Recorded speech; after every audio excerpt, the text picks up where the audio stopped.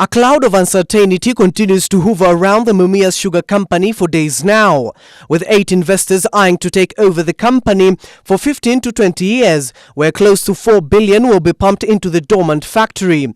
The receiver managers are yet to decide on who will run the company. We have not finalized the lease. Lease is finalized only when all the parties sign and when it is registered.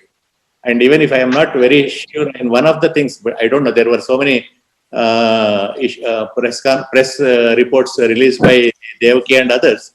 But even at one stage, Devaki also told that he was one of the 8 bidders, and if he was given a chance, he would like to invest. But subsequently, I don't know whether there was anything where he confirmed that he had already won the bid.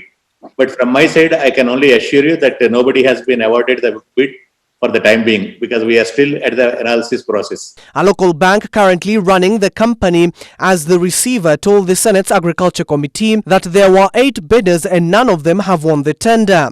This is despite Narendra Raval-led company maintained that they have won the bid already. So the parties are asking for 15 to 20 years lease, looking at almost about 3 to 4 billion investment.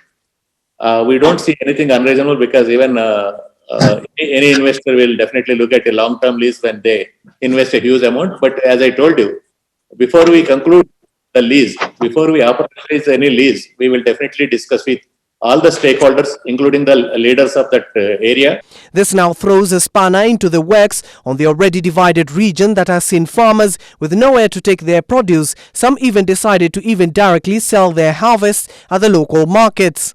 For days now, Narendra Raval has been dangling a carrot before the sugarcane farmers, highlighting his vision for the giant miller.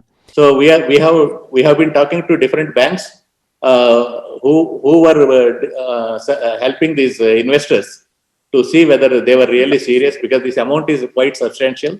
We should know the financial capability before also anything else, because we don't want somebody to take it and keep the place closed just for the property value.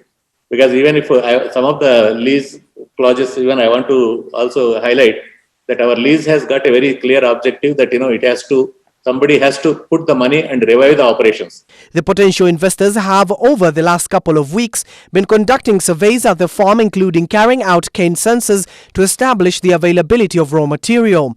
Mumias, majority owned by the government and for a long time Kenya's largest miller, struggled to remain afloat even after the government pumped in about 3 billion Kenya shillings.